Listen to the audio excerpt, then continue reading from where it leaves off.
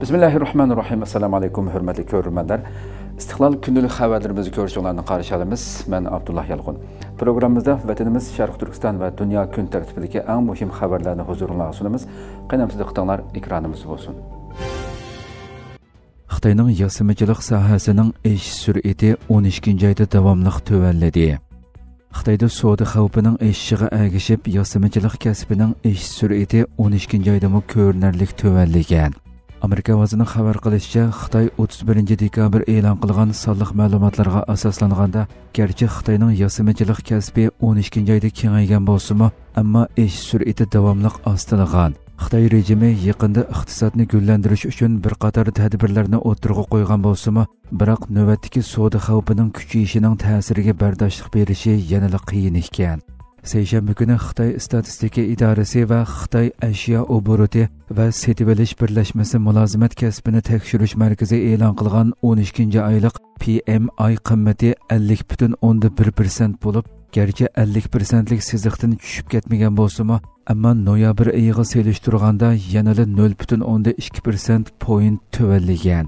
Bildirilishicha, PMI qimmatining 50%dan yuqori bo'lishi ishlab chiqarish faoliyatining kengayayotganligini, 50%dan tuvan bo'lsa, ishlab chiqarish faoliyatining ozayayotganligini ko'rsatib beradi ekan. Undan boshqa, Amerika hukumatining bir turkum Xitoy shirkatlarini jazo tizimligiga kirgizishi va majburiy emgakka aloqador qonunlarni ijro qilishimi Xitoy iqtisodiga va chet ellik mablag' solg'uvchilarga o'xshamagan darajada ta'sir ko'rsatmoqda.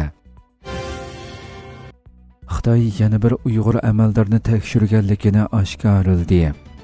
Atalmış Uyghur Abdunum Rayonluq İntizam Tekşürüş Komiteti, Reviziya Komiteti, Merkezning 8 turlik belgilemesining ruhiga xiloflik qildi degan bahona bilan Xitoyga jonpidalik bilan ishlayotgan yana bir Uyg'ur amaldorni jazolaganligini oshkorladi. Xitoy tashviqot organi Tangritog' to'rining 31 dekabr xabar qilishicha, Turpan shaharlik Uyg'ur tibobati doktorxonasi partiya komitetining sobiq muavin sekretari, doktorxona boshlig'i qo'rchoq amaldor Sattar Qurbon belgilamaga xilof holda sovg'atliq buyum, sovg'atliq pul elish degan bahona bilan qo'lga ilingan. Xabarda Sattar Qurbonning 2013-yildan 2023-yilgacha belgilamaga xilof holda ko'plagan boshqurish va mulozimat obyektlari sovg'a qilgan oliy darajalik haroq tamaka, iste'mol kartasi qatorliq sovg'atliq buyum, sovg'atliq pulni olganligi, buni pulga sundirib hisoblaganda jami 72,300 yuan bo'ladiganligi, Sattar Qurbonda yana intizomga, qonunga ig'ir xiloflik qilishdek boshqa masalalar saqlanganligi, shu sababli partiyadan qo'g'lash jazosi berilganligi, u bahramon bo'ladigan ta'minot belgilama bo'yicha amaldan qoldirilganligi, jinoyatga chetishlik masalalari taftish organlarining tekshirib ayblashiga o'tkazib berilganligi bildirilgan. Xitoy yaqinqi bir necha yil ichida irqiy qirg'inchilik siyosatini ochiq oshkora holda fuqarolarga ijro qilib qolmay, Xitoy rejimi uchun jonpidalik bilan xizmat qilayotgan Uyg'ur amaldorlargacha kengaytgan bo'lib, turli bahonalar bilan ko'plagan Uyg'ur amaldorlarini o'xshamagan darajada bostirmoqda.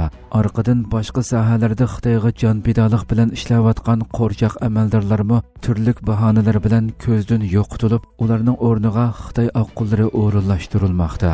Xususan, bo'libmi ma'arif, nashriyat, axborot sohasi Xitoyning eng og'ir zarbi nishoniga aylangan. Kuzatuvchilar Xitoyning yaqinqi necha yildan buyon bostirish harakatini kuchaytirishga ergashib, Sharq Turkiston xalqini turli tuhmatlar bilan tutqun qilib, jazo lageri va turmalarga so'lganligini, Xitoyga hamkorlashib ishlayotgan yerlik qo'rchoq amaldorlarni bo'lsa, 200limichi chiriklik degandek har xil tuhmatlar bilan jazolab, ularning o'rniga Xitoylarni o'rinlashtirganligini, sonsizlagan Uyg'urning izdirikining bo'lmaganligini bildirishmoqda. Professor Erkin Ahmet Türk madaniyatiga to'hfa qo'shganlar qatorida mukofotlandi. Ankara Universiteti o'qituvchisi Professor Doktor Erkin Ahmet bir qator ilmiy emgaklari bilan Türk dunyosi va Türk madaniyatiga to'hfa qo'shganlar mukofotiga erishdi. Ankaraga joylashgan Azafli ijtimoiy yordam va madaniyat jamiyatining uyushtirishi bilan 27 dekabr Türk dunyosi va Türk madaniyatiga to'hfa qo'shganlarni mukofotlash marosimi o'tkazilgan bo'lib, Professor Doktor Erkin Ahmetni o'z ichiga olgan 35 shaxsga mukofot berilgan. Mukofotlash marosimida Prezident bosh maslahatchisi Yalchin Topchi so'z qilib, tarixdan buyon Türk dunyosi uchun to'hfa qo'shgan muhim shaxslarni eslab o'tgan. Murasim riyosatchisi professor doktor Erkin Ahmedning Türk dunyosiga aloqador 8 kitob va ko'plagan maqolalarni yozganligini, mo'l ilmiy emgaklari sababli mazkur mukofotga loyiq ko'rilganligini tilga olib, uningga mukofot taqdim qilgan. Azofli ijtimoiy yordam va madaniyat jamiyati Türk dunyosiga munosabatli tadqiqotlar bilan shug'ullanib kelayotgan tashkilot bo'lib, Türk dunyosiga va Türk madaniyatiga to'kib qo'shgan shaxslarning utuqlarini, tirishchanliklarini taqdirlash uchun mazkur mukofotlash yig'inini uyushtirgan. Trumpning mehmonxonasining oldida portlash yuz berdi. Amerikaning yangi bir navbatlik prezidenti Donald Trumpning Las Vegas shahriga joylashgan Trump xalqaro mehmonxonasining oldida portlash yuz berdi. Las Vegas soqchi idorasi mazkur mehmonxonaning oldidagi Tesla markali bir yuk avtomobilining portlashi sababidan bu mehmonxonada o't ofati yuz berganligini bildirdi. Las Vegas shaharlik bayonot ishlari ishxonasining bildirishicha, shu joy vaqti soat 8:40 da Tesla markali bir avtomobil Trump mehmonxonasining oldida portlagan. Portlashda 7 kishi yaralangan. Tesla shirkatining xo'jayini va Trumpning oldin qatordagi qo'llovchilaridan bo'lgan amerikalik korxonchi Elon Musk ommaviy o'rtoqlash to'rbeti X hisobida e'lon qilgan bayonotida Tesla markali avtomobilning portlatilganligini ilgari surib, buning bir terrorlik harakati bo'lish ehtimolligi bor degan. U mehmonxona oldida portlagan Tesla markali yuk avtomobili bilan New Orleansda yuz bergan hujumda ishlatilgan avtomobilning Turo nomli avtomobil shirkatidan ijaraga elinganligini bildirib, balkim bu ikki hujum bir-biriga chetishlik bo'lishi mumkin degan. New Orleans soqchi idorasi tunugun bir mashinaning Bourbon ko'chasidagi xalq to'piga etilib kirganligini, vaqada 15 kishi qazo qilib, eng oz 35 kishining yaralanganligini bildirgan edi. Polsha Yevropa Ittifoqining navbatchi raisligini o'tkazib oldi. Yevropa Ittifoqiga a'zo davlatlar orasida navbatlashib o'tkaziladigan 6 oylik navbatchi raislikni Polsha o'tkazib oldi. Türkiye Ovozi Radyosu'nun xabarida bildirilishicha, Polsha Yevropa Ittifoqiga a'zo davlatlar orasida navbatlashib o'tkaziladigan 6 oylik navbatchi raislik vazifasini 2024-yili 1-iyuldan buyon davomlashtirib kelayotgan Vengriyadan topshirib olgan. Navbatchi raislik 2025-yili 1-iyulgacha Polsha tarafidan boshqariladigan bo'lib, Polsha navbatchi raislik shuarini bexatarlik Yevropa deb belgilagan. Rossiya Ukraina urushining eng og'ir ta'siriga uchragan va Belorussiyaga qo'shni bo'lgan Yevropa Ittifoqi davlati Polsha boshqa a'zo davlatlarni mudofaa chiqimlarini oshirishga, Yevropa mudofaa sanoatini kuchaytirishga rag'batlantirdi ekan.